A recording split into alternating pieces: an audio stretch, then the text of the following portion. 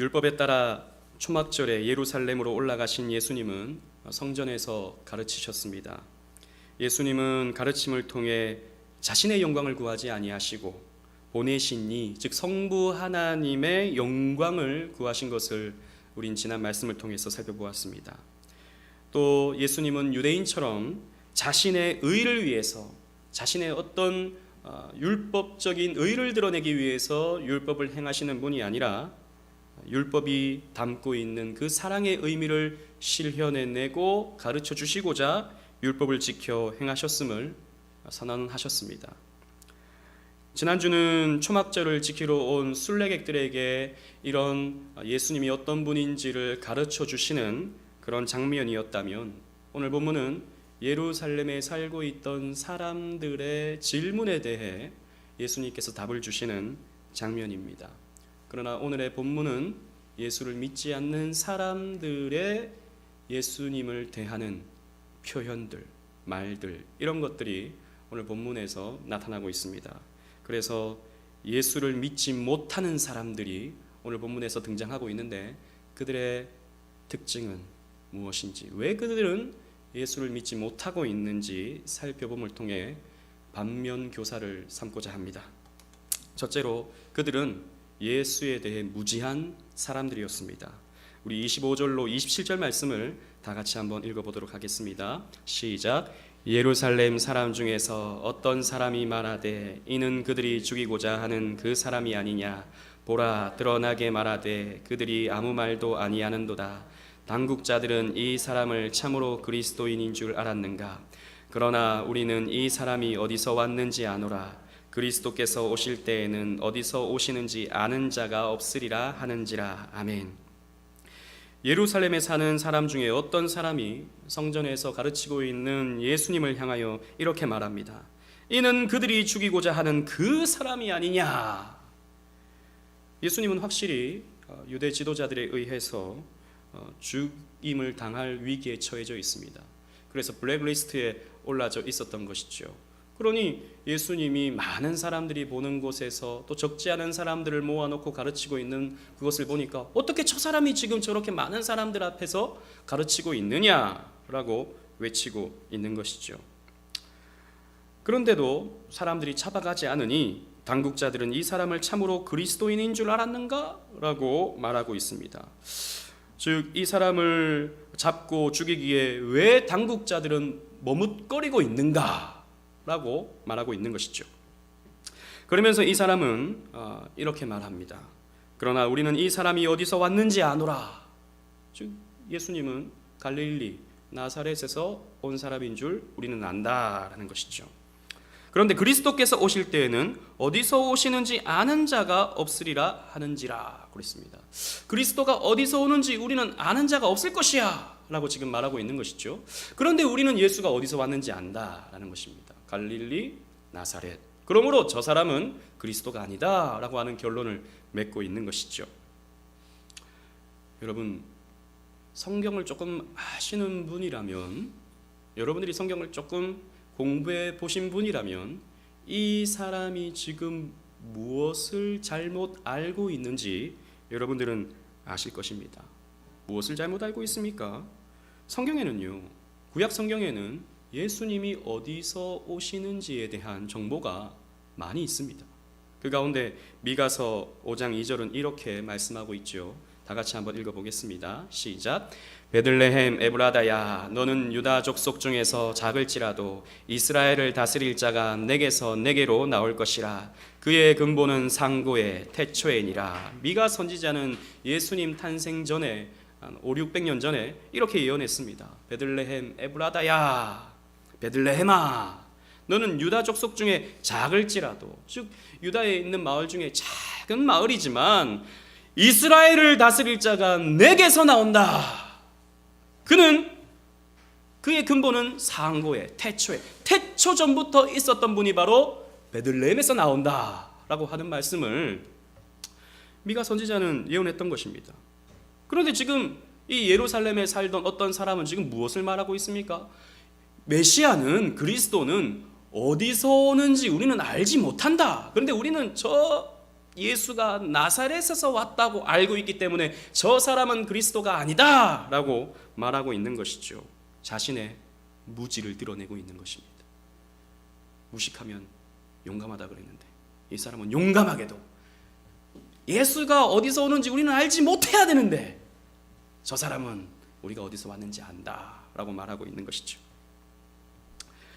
이렇게 여러분, 성경을 제대로 알지 못하면 예수를 알지 못하는 것이죠. 성경을 우리가 한 부분만 알게 되면, 그 예수 그리스도의 어떤 한 단면만 알게 되면 우리는 참된 믿음을 가질 수 없고 왜곡된 믿음을 가질 수밖에 없고 심지어는 이단적 믿음에 빠질 수밖에 없는 것이죠. 여러분, 오늘날에는 예수에 대해 무지한 사람들이 참 많습니다. 불신자들은 두말할 것도 없죠.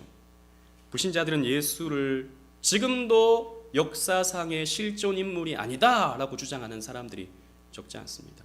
수많은 증거들이 있음에도 불구하고 애써 그 증거들을 그냥 덮어놓고 없었어, 그런 사람 없었어, 그 시대에는 예수라고 하는 이름의 사람들이 많았는데 가공의 인물로서 예수라는 사람이 성경에 기록된 것이야 라고 주장하는 사람들이 있죠.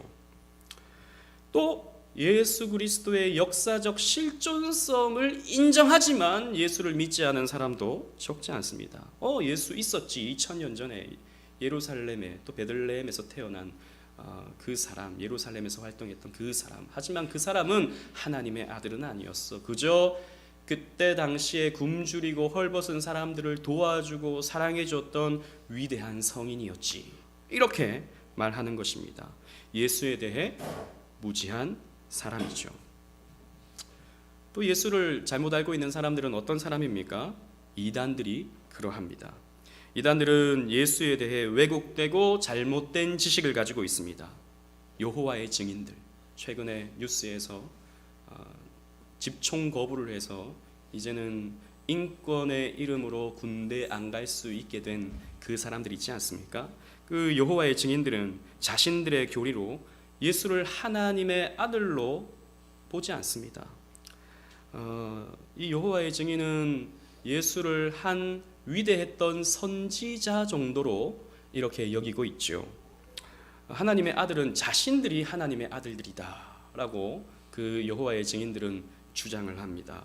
그러니 참된 믿음을 가질 수 없는 것이죠. 성경의 한 부분만을 가지고 과장시켜서 성경보다 파수되라고 하는 그런 책들을 더 많이 보고 더 많이 읽음으로 예수를 오해하고 있는 것입니다. 신천지는 예수를 여러 시대에 나타났던 목자 중 한 사람으로 여깁니다.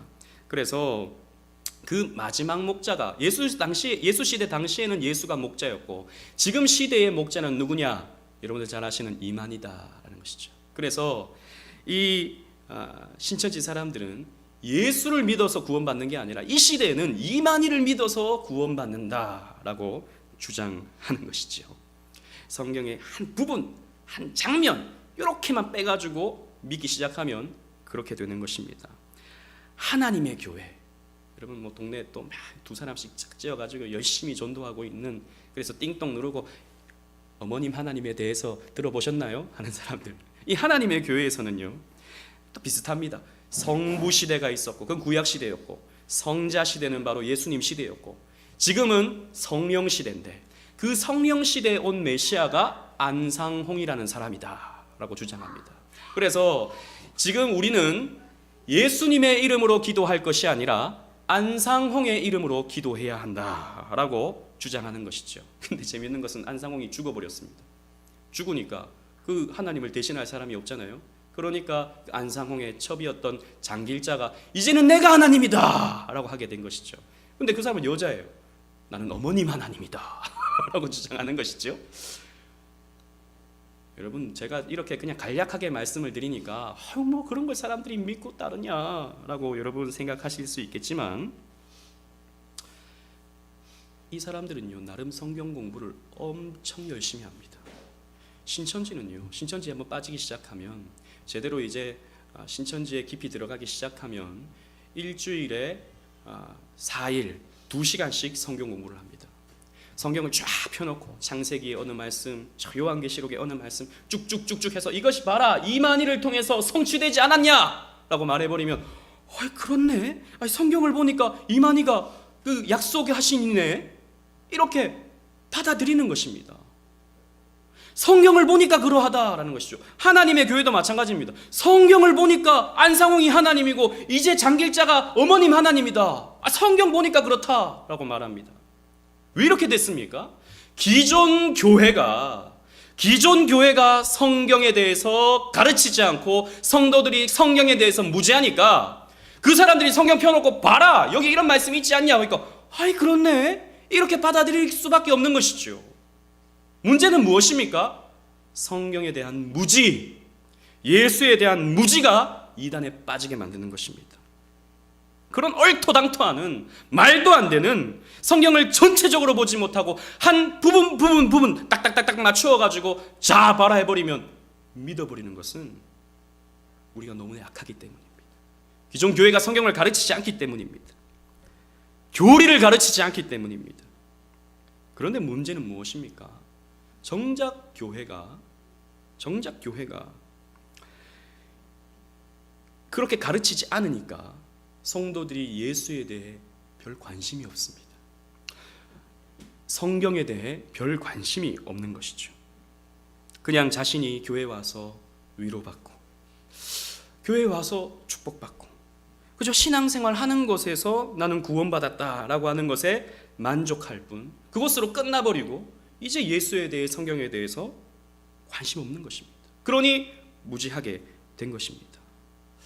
제가 여러 번 말씀을 드렸지만 여러분, 예수를 믿는다는 것은 예수를 아는 것입니다. 여러분 오해하지 마십시오.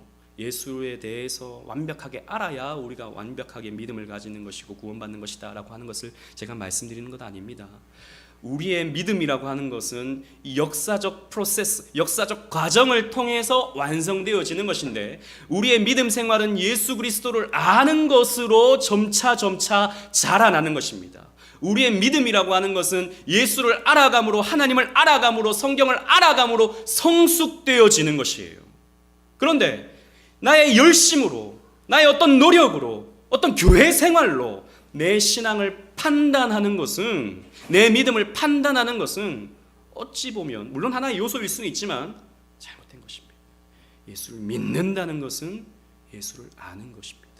예수를 알 때 우리는 예수를 사랑할 수 있기 때문이죠. 여러분 연애를 할 때도 마찬가지죠. 연애를 하면요, 그 사람에 대해서 알고 싶은 것이죠. 그 사람이 뭘 좋아하는지, 뭘 먹고 싶은지, 뭘 하고 싶은지, 그래서 거기에 맞춰지고 싶은 게 여러분 사랑하는 것 아닙니까? 여러분 자녀들도 마찬가지잖아요. 여러분들 자녀 대하는, 여러분들이 자녀를 사랑하는 것이 어떻게 나타납니까? 얘가 지금 뭘 하고 싶은지, 그래서 내가 뭔가를 채워주고 싶고, 얘가 어떻게 하면 성공할 수 있는지, 그래서 내가 그것을 채워주고 싶고, 알아가는 것이 여러분 사랑하는 것이고, 사랑하는 것이 믿는 것입니다. 예수를 믿는 것은 예수를 아는 것이죠. 그런데 오늘날 교회 다니는 많은 사람들이 찬양할 때는 예수님 사랑합니다, 사랑합니다 고백은 너무나도 잘하는데, 기도할 때는 사랑하시는 예수님 기도는 너무나도 잘하는데, 도대체 교회에 와서 예수를 어떻게 사랑하는지 저는 이 시대의 사람들에게 묻고 싶은 것입니다. 여러분, 예수에 관심 없는 사람이 어떻게 예수님과 관계에 있을 수 있겠습니까? 예수에 관심 없는 사람이 어떻게 예수 피로 말미암아 구원받을 수 있겠습니까? 그럴 수는 없는 것입니다. 예수에 대해 무지한 사람에게 예수님은 이렇게 자신을 알리십니다. 우리 28절 30절 말씀 다 같이 한번 읽어보도록 하겠습니다. 시작. 예수께서 성전에서 가르치시며 외쳐 이르시되 너희가 나를 알고 내가 어디서 온 것도 알거니와 내가 스스로 온 것이 아니니라. 나를 보내신 이는 참되시니 너희는 그를 알지 못하나 나는 아노니 이는 내가 그에게서 났고 그가 나를 보내셨음이라 하시니, 그들이 예수를 잡고자 하나 손을 대는 자가 없으니 이는 그의 때가 아직 이르지 아니하였음이로라. 아멘. 너희는 내가 갈릴리 출신인 것을 알고 있느냐? 나사렛 출신인 것을 알고 있느냐? 하지만 나는 어디에서 온 것이 중요한 것이 아니다. 내가 누구에게서 보냈는지가 중요하다. 내가 어디서 왔는지 거기에 관심을 두지 마라. 내가 누구에게서 보내짐을 받았는지 그것에 관심을 가져라. 나는 내가 스스로 온 것이 아니다. 나를 보내신 분은 참되신 분이다. 완전하신 분인데 너희는 그를 알지 못한다. 그를 알지 못하니까 나를 알지 못한다. 하지만 나는 그를 안다. 그분은 하나님이시다. 나는 그에게서 났고 그가 나를 보내셨다 라고 예수님은 말씀하셨습니다. 이 말씀을 정리해보면, 요약해보면 이렇습니다. 나는 하나님의 아들이다.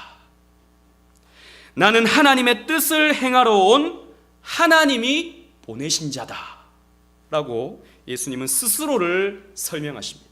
스스로를 선언하십니다. 스스로를 계시하시는 것이죠.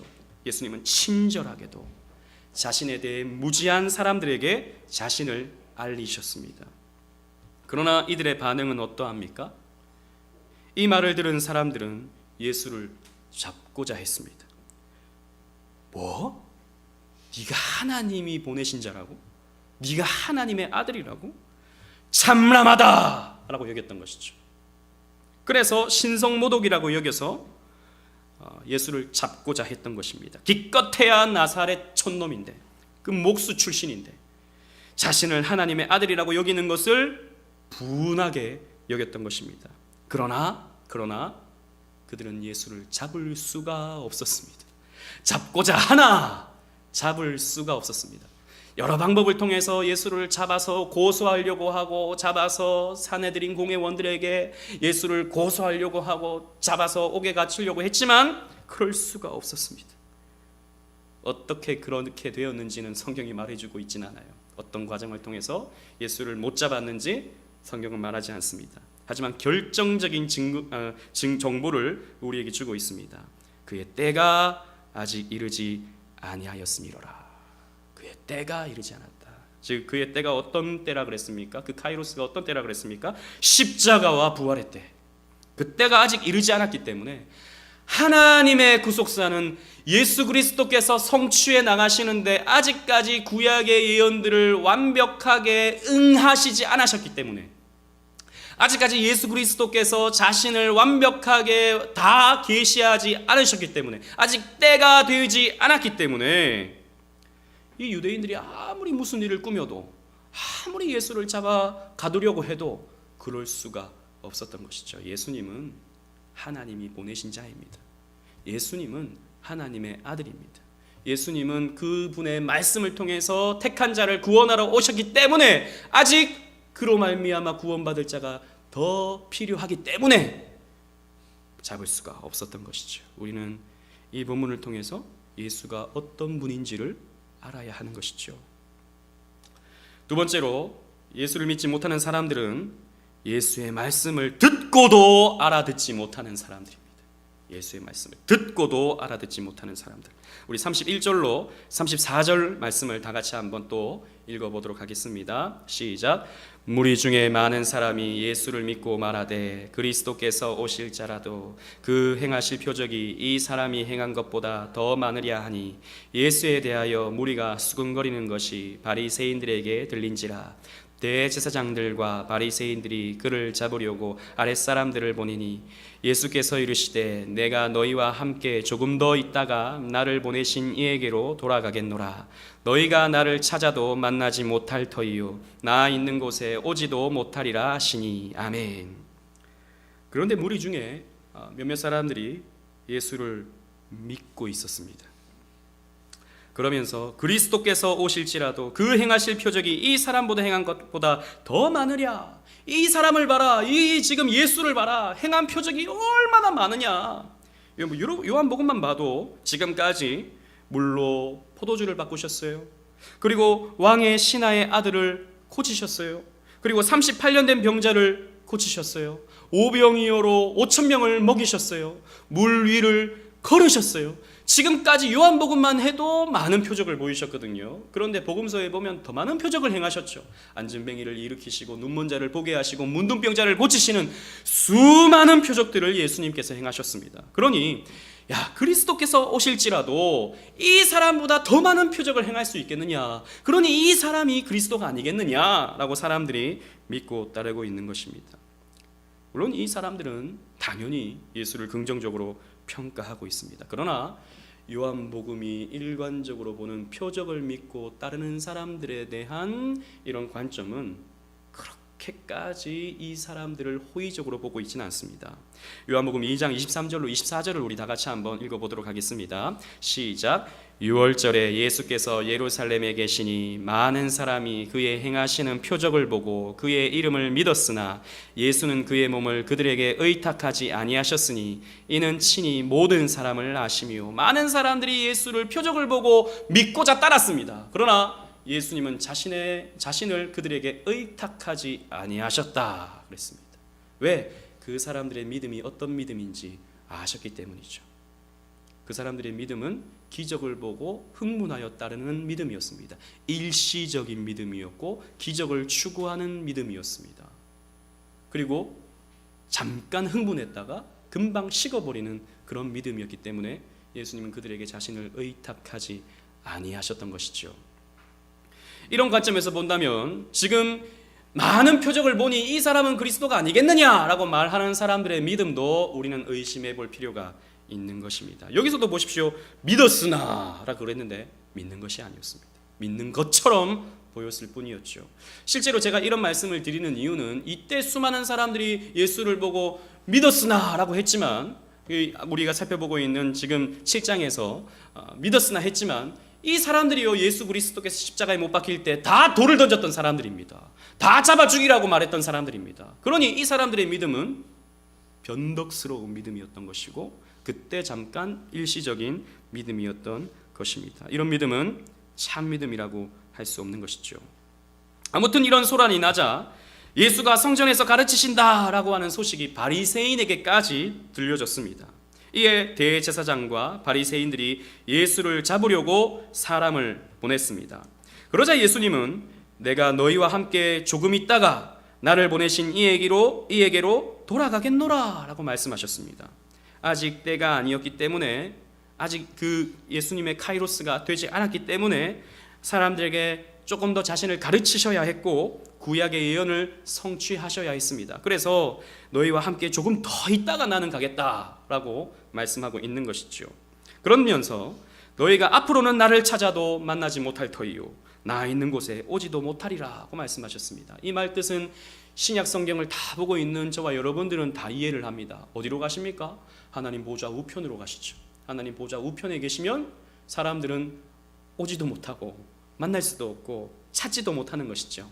나는 앞으로 하나님 보좌 우편으로 간다 라고 예수님은 이런 식으로 말씀하고 있는 것입니다. 예수님이 이렇게 말씀을 하시자 사람들이 그러면 어떤 반응을 보입니까? 35절로 36절 말씀입니다. 다 같이 한번 읽어보도록 하겠습니다. 시작. 이에 유대인들이 서로 묻되 이 사람이 어디에 가기에 우리가 그를 만나지 못하리요? 헬라인 중에 흩어져 사는 자들에게로 가서 헬라인을 가르칠 터인가? 나를 찾아도 만나지 못할 터이요 나 있는 곳에 오지도 못하리라 한 이 말이 무슨 말이냐 하니라. 아멘. 도대체 이 예수가 어디로 가길래 우리가 그를 만나지 못하는가? 혹시 헬라 지역으로 가서 그곳에 사는 유대인들에게 가르치려 하는 것인가? 라고 지금 생각하고 있는 것입니다. 1세기 전으로 수많은 유대인들이 이 예루살렘 유대 지역을 떠나서 소아시아 지역과 유럽 지역, 지금 그리스나 저 로마 지역으로 다 흩어져 살았습니다. 왜냐하면 이 1세기 어간은요, 이 유대 지역에 살던 사람들이 너무나도 힘들었기 때문입니다. 1세기 어간, 물론 그 4세기부터 시작해서 헬라가, 즉 그리스가 알렉산더 제왕이 이 지역을 차지하면서 알렉산더가 빨리 죽어버리죠. 그래서 시리아 중심으로 해서 그 셀류코스 왕조가 세워지고 아프리카를 중심으로 프톨레마이오스 왕조가 세워지는데 서로 이 땅을 차지하는 그 중간적 장소가 바로 이 예루살렘 지역이었습니다. 그러니까 맨날 거기는 전쟁이 일어나는 거예요. 시도 때도 없이 전쟁이 일어나니 어떨 때는 셀류코스, 어떨 때는 프톨레마이오스의 땅이 되다 보니까 이 땅에 살던 사람들은 맨날 전쟁터에 나가야 하고, 맨날 너 지난번에 저 사람들하고 같이 짜서 뭐 하지 않았냐, 간첩 아니냐, 이런 말들을 듣게 되고 하니까 그 땅에 살지 못하는 거예요. 그러니 다 이제 이런 소아시아 지역과 유럽 지역으로 흩어져 살게 되었습니다. 그런 흩어져 사는 유대인들을 디아스포라 유대인, 흩어져라고 하는 말이 헬라어로 디아스포라라는 말이거든요. 그런 유대인들을 우리는 디아스포라 유대인이라고 하죠. 기가 막힌 건 하나님이 다 이유가 있습니다. 그렇게 하신 이유가, 그들이 다 흩어져 살아가게 함으로 바울이 그들을 만나서 무엇을 합니까? 교회를 세우는 거죠. 다 흩어 놓으시고 하나님은 그 지역마다 교회를, 유대인들을 중심으로 해서 교회를 세우게 되었던 것입니다. 아무튼 이런 헬라 지역에 사는 사람들에게 가르침을 하려고 하는가? 라고 지금 이 사람들이 말하고 있는 것이죠. 이들은요, 예수님의 말씀을 연거푸 듣고 있습니다. 계속해서 예수님의 말씀에 대해서 들으려고 했고 또 배웠습니다.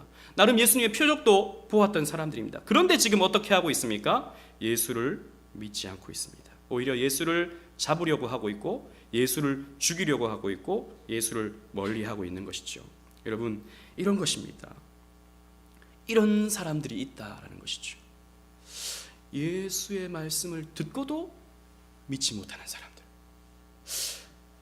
예수를 직접 보고도 믿지 못하는 사람들, 예수가 행하시는 표적을 보고도 믿지 못하는 사람들이 있다라는 것이죠. 오히려 예수를 반대하고 소란스럽게 한다 하여 예수를 처형하자라고 주장하는 사람들, 저는 이런 사람들이 가장 불쌍한 사람들이다라고 생각합니다. 우리는 예수님 한번 보는 게 소원인데, 예수님 내 꿈에 한 번만 나와서 나 정말 있다 말씀만 하시면 더 이상 흔들리지 않고 정말 뜨거운 심령으로 예수를 믿겠습니다. 뭐 누구는 뭐 꿈에 예수님이 꿈마다 나타나가지고 너 이렇게 해라, 저기에 땅을 한번 사봐라, 내가 북 2배로 뛰게 해줄게, 막 이런 말씀도 하신다는데 왜 나에게는 한 번 나타나지 않습니까? 예수님 한 번만 나타나셔서 좀 보여주세요. 답답합니다. 제가 어떻게 살아야 할지, 그 땅을 사야 할지 말아야 할지. 우리는 그러는데 이 사람들 예수님 직접 봤다고요. 표적도 봤다고요. 예수님 가르침을 들었다고요. 그런데도 믿지 못하니 얼마나 불쌍한 사람들입니까? 여러분, 그러나 오늘날에도 이런 사람들이 있습니다. 교회를 다니면서도, 나름 신앙생활을 한다면서도 믿음이 있는 것처럼 보이지만 믿음이 없는 사람들이 있는 것이죠. 나름 예수에 대해 들어보고, 나름 믿어본다고 믿어보고, 하지만 결국 일시적으로 믿는 듯 하였으나 결국에는 믿음을 저버리는 사람들이 여러분 우리 교회에는 있는 것입니다. 설교도 듣고 목사님 말씀 좋다 하기도 하고, 어느 정도 동의도 하고, 성경 공부도 하면서 성경에 대한 지식을 가지고 있는 사람이지만 결국 믿음을 포기하고 자기 뜻대로 생각하고 살아가는 사람들. 나름대로 교회 다니면서 기적도 보았어요. 와, 이거 어떻게 이런 일이 있지? 놀라운데? 이렇게 기적도 보고 자신이 놀라운 체험도 하고, 이런 체험도 있지만 위기가 찾아오고 고난도 찾아오고 시련도 찾아오니까 왜 하나님이 나를 이 고난 속에서 내버려 두시는가? 왜 하나님이 나를 이런 아픔 속에서 그냥 내버려 두시는가? 의심하고 하나님의 뜻을 이해하지 못하면서 하나님은 나를 사랑하지 않는구나, 혹은 하나님이 안 계시는구나 라고 하는 결론을 내려버리고 신앙을 떠나버리는 사람들. 여러분, 교회의 역사 속에서는 이런 사람들이 얼마나 많았는지 모릅니다. 또 우리가 신앙생활하면서 이런 사람들을 또 얼마나 많이 보았습니까? 이런 사람들이 여러분 우리는 적지 않게 보고 또 우리 주변에 있는 것이죠. 저는 짧은 사역을 하면서 이런 분들을 많이 보았습니다. 그런데 왜 그렇게 되었습니까? 결국에 왜 믿음을 저버리고 맙니까? 그들은 예수님의 말씀을 듣기는 하였으나 온전히 이해하지 못했기 때문입니다. 여러분, 예수님의 말씀을 우리는 한 말씀만 가지고 우리가 예수님을 믿어서는 안 됩니다. 예를 들자면 수고하고 무거운 짐진 자들아 다 내게로 오라, 내가 너희를 쉬게 하리라. 얼마나 좋은 말씀입니까? 우리는 얼마나 지치고 힘듭니까? 예수님께 가면 내가 쉴 수 있겠구나. 근데 뒤에 말씀이 무엇입니까? 나의 멍에를 베고 내게 배우라. 그리하면 쉼을 얻으리니. 멍에가 뭡니까? 소 어깨에 씌우는 그 달구지 끌게 씌우는 그 멍에 무거운 그거 아닙니까? 근데 그거 메고 내게 와서 내게 배우라. 그러면 네 마음이 쉼을 얻으리니 라고 말씀하셨죠. 우리는 이렇게 성경에 예수님의 말씀을 전체로 보고 믿고 따라야지, 한 부분만 보고 내가 쉴 수 있겠구나, 내가 좀 잘 될 수 있겠구나. 아니죠. 전체를 봐야죠. 성경 전체를 우리는 보고 예수를 따라야 하는 것입니다. 여러분, 예수님 시대에 헤롯 안티파스를 보십시오. 마가복음 6장 20절 말씀입니다. 우리 다 같이 한번 읽어보겠습니다. 시작. 헤롯이 요한을 의롭고 거룩한 사람으로 알고 두려워하여 보호하며 또 그의 말을 들을 때에 크게 번민을 느끼면서도 달게 들음이러라. 여러분, 이 헤롯이요, 요한을 가둬버렸습니다. 감옥에 가둬버렸어요. 왜?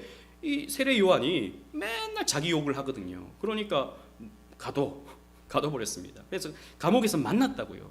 만났는데 요한을 보니까 거룩함이 있는 거예요. 요한을 보니까 어떤 신령함이 있는 것입니다. 그래서 두려워했어요. 그리고 오히려 요한을 보호해주고 있습니다. 그런데 요한의 말을요, 지금 헤롯 안티파스가 어떻게 듣냐 하면 들을 때에 크게 번민을 느꼈다 그랬어요. 즉 세례 요한이 이 헤롯의 죄를 지적할 때 번민을 느낀 것입니다. 내가 정말 그렇지. 내가 그렇게 욕심을 부리고 있지. 내가 지금 그 근친상간 형의 아내를 빼앗아서 내가 지금 그렇게 쾌락을 즐기고 있지. 번민했다고요. 나름 찔리고 있는 것입니다. 그리고 때로는요, 이 세례 요한의 말을 들을 때 어떻게 들었습니까? 달게 들었어요. 여러분, 세례 요한의 설교를 듣고 찔림이 있었어요. 그리고 그 설교가 좋았어요. 신령하다. 거룩하다. 그런데 헤롯이 결국에 어떻게 했습니까? 세례 요한을 죽여버렸죠. 왜 죽였습니까? 살로메가 춤을 추면서 이 세례 요한의 목을 달라라고 하니까 거기에 못 이겨서 세례 요한을 죽여버렸죠. 말씀을 듣고 찔림이 있었습니다. 때로는 달콤하게 들었습니다. 그런데 결국 믿음을 저버렸어요. 성경에는 이런 사람들이 적지 않습니다. 여러분, 믿음의 입구까지 가지만, 나름 믿음의 삶을 사는 것 같지만 결국 믿음을 저버리는 사람들이 있는 것입니다. 왜 그렇습니까? 말씀을 들으나 결국 온전히 이해하지 못하기 때문에, 온전히 다 받아들이지 못하기 때문이죠. 그러므로 여러분, 예수님의 말씀을 듣는 것으로 만족하지 마십시오. 주일에 예배당에 와서, 교회에 와서 하나님 말씀 듣는 것으로 여러분 결코 만족하면 안 됩니다. 여러분, 오늘날 수많은 사람들이 교회에 와서 예배당에 앉아 있다가 오늘 난 예배 드렸어 라고 하는 것으로 만족하는 사람들이 너무나도 많습니다. 그것으로 자신이 신앙생활을 했다라고 생각합니다. 설교를 듣고 몇 가지 이해했다고, 또 성경에 대해서 몰랐던 건 내가 몇 가지 더 알았다고, 여러분 이것으로 만족하면 안 됩니다. 그런 것들은 불신자들도 하는 것입니다. 여러분, 교회에 앉아 있는 것, 설교 말씀 듣는 것, 성경 지식을 몇 개 쌓는 것, 몰랐던 것 내가 이제 알게 됐네 라고 하는 것, 불신자들도 하는 것이죠. 저는 참 안타까운 것은 제가 알고 있는 몇몇 사람들 가운데 교회 가서 은혜를 받지 못해. 교회 가서 앉아 있다가 맨날 그냥 멍하게 있다가 예배 끝나고 그러면 오는 거죠.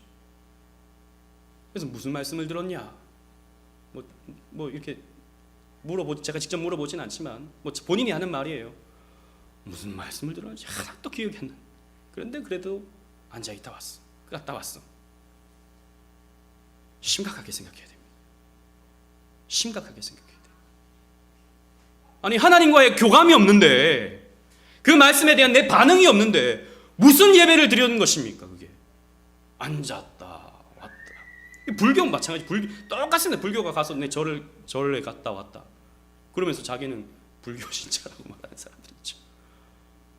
그런 식의 여러분 신앙이 되어서는 안 되는 것입니다. 여러분들은 말씀을 듣고 이해할 뿐만 아니라 그 믿음으로 나아가야 하는 몸부림이 있어야 됩니다.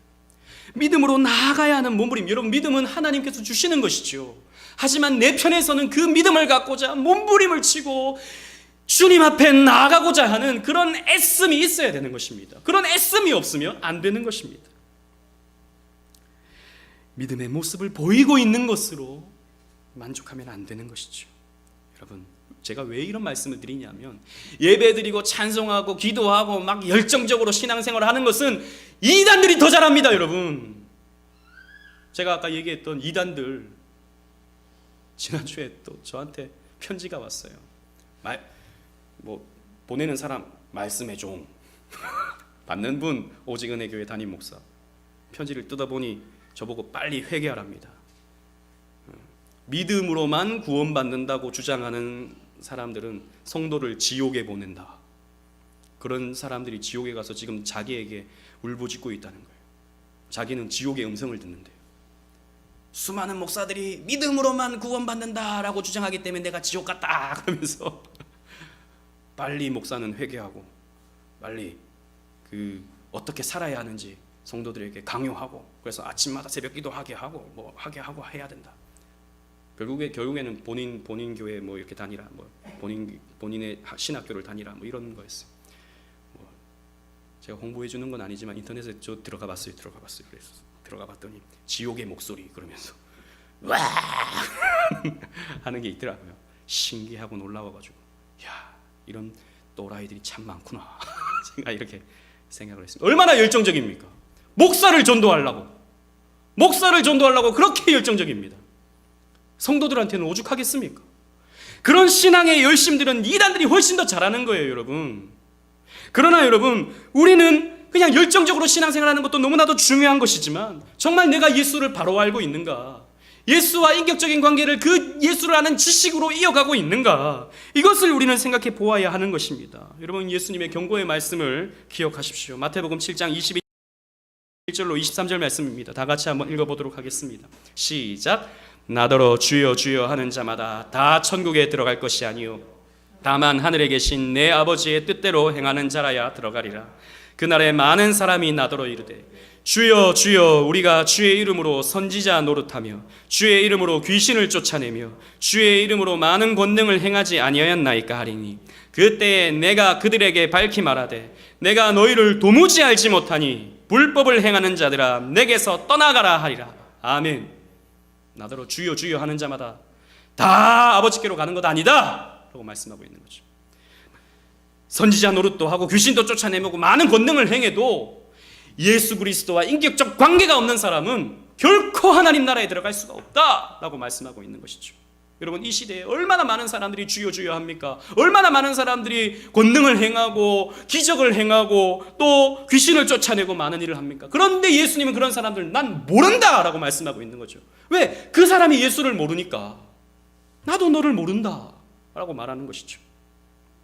사랑하는 오직 은혜 교회 성도 여러분, 예수에 대해 무지한 사람은 예수를 믿지 못합니다. 오해하지 마십시오. 앞에서도 말씀드린 것처럼 예수에 대해 성경적이고 교리적인 지식이 있어야 구원받는다는 말은 결코 아닙니다. 여러분, 이것입니다. 정말이지 참 믿음을 가진 사람은 그리스도에 대해 더 알아가고자 하는 갈망이 있는 사람입니다. 그리고 예수 그리스도의 말씀에 대해 온전히 이해하지 못하며 오해하는 사람들도 결국 예수를 믿지 못하는 것입니다. 그러기에 참된 그리스도인은 성경을 또 그리스도를 더욱 확실히 분명하게 이해하려고 하는 열심이 있는 것이죠. 여러분들에게는 그런 마음이 있습니까? 주님을 더 알고 싶은 그런 마음이 있습니까? 성경을 더 알고 싶고 예수를 더 알고 싶은 그런 마음이 여러분 있습니까? 수요 예배에 나온 여러분들은 그래도 그런 마음이 있는 것이겠죠. 하지만 여러분, 수요 예배에 이 자리에 앉아 있는 것이 내가 수요 예배 나가면 하나님이 좀 더 나를 이쁘게 봐주셔가지고 내 삶에 좀 더 축복을 주시지 않을까? 아니면 나라도 몇 명 안 되는 우리 수요 예배 자리 나라도 빠지면 빈자리가 크니까 나라도 좀 목사님의 마음을 편하게 해드리려고 내가 앉아 드려야겠다, 이런 마음으로 오셨습니까? 뭐 첫 번째도 두 번째도 저는 박수 쳐드리고 싶습니다. 여러분 그런 마음이 나쁜 마음 아닙니다. 귀한 마음입니다. 훌륭하십니다. 그러나 여러분들이 이 자리에 나와야 하는 결정적인 이유는 오늘 선포되어지는 이 말씀을 통해 그리스도를 더 많이 알고 싶고 그리스도를 더 확실히 이해하고자 하는 그 마음 때문에 이 자리에 앉아있기를 저는 바랍니다. 그게 여러분들이 이 교회를 섬기는 이유가 되어야 하고 수요예배에 나오는 이유가 되어야 하는 것이죠. 바울의 고백을 봅시다. 빌립보 3장 8절 말씀입니다. 시작. 또한 모든 것을 해로 여김은 내 주 그리스도로 예수를 아는 지식이 가장 고상함을 인함이라. 내가 그를 위하여 모든 것을 잃어버리고 배설물로 여김은 그리스도를 얻고. 자기의 모든 것들은 배설물이다. 내가 가진 학식, 지식, 옛날 과거, 스펙 이런 것들은 다 배설물이었다. 내가 지금 갖고자 하는 것은 그리스도 예수를 아는 지식이다. 사도 바울은 말하고 있는 것이죠. 또 베드로의 권면도 봅시다. 베드로후서 3장 18절입니다. 시작. 우리 주 곧 구주 예수 그리스도의 은혜와 저를 아는 지식에서 자라가라. 영광이 이제와 영원한 날까지 저에게 있을지어다. 아멘. 여러분 이것입니다. 그리스도의 은혜와 저를 아는 지식에 자라가는 것이 여러분 우리의 신앙이 자라가는 것이고 우리의 믿음이 커져가는 것입니다. 이게 여러분 성경이 우리에게 제시하고 있는 믿음의 삶입니다. 예수를 알고 그분의 말씀을 분명히 이해하는 것, 이것이 신앙입니다. 우리가 1주년 기념 예배를 드리면서 하나님의 선하심을 맛보아 알지어다 라고 제가 말씀을 전했죠. 그리고 그 그리스도 하나님을 알아가는 것에 대한 기쁨, 이런 거에 대해서 제가 설교를 했습니다. 지난 5월 첫 주에 우리 조궁천 목사님 오셔서 주셨던 말씀이 하나님을 알게 하소서라는 말씀이었습니다. 제가 뭐 그런 말씀을 전해달라고 뭐 부탁하거나 그런 게 전혀 없습니다. 그런데 하나님을 알게 하소서, 하나님을 아는 지식, 하나님을 아는 것에 대해서 말씀을 주셨습니다. 저는 이게 그냥 우연히 되는 것이 아니라고 생각합니다. 저는 우리 교회가 하나님을 아는 교회, 하나님에 대한 그냥 얄팍한 지식 정도에서 그치는 것이 아니라, 여러분 저는 문재인 대통령을 알아요. 근데 제가 문재인 대통령을 아는 건 문재인 대통령에 대한 외적 지식을 아는 것입니다. 제가 문재인 대통령을 알아요 할 때 제가 문재인 대통령과 서로 아는 사이가 아닌 것이죠. 그 차이를 아시겠습니까? 그래서 저는 문재인 대통령에 대해 아는 것이고 문재인 대통령을 모르는입니다. 저는 하나님도 마찬가지입니다. 하나님에 대한 지식이 여러분들을 구원하지 않아요. 하나님을 알 때 여러분들은 구원받는 것입니다. 성경이 우리에게 말해주고 있는 그리스도에 대한 지식도 마찬가지입니다. 여러분 그리스도를 알아가십시오. 이 교회를 통해 그리스도를 더욱더 풍성히 알아가시기 바랍니다. 그래서 참된 구원을 주시는 우리 하나님의 은혜, 이 믿음을 통해서, 알아감을 통해서 누리시는 여러분들 되시기를 주님 이름으로 축원합니다. 아멘.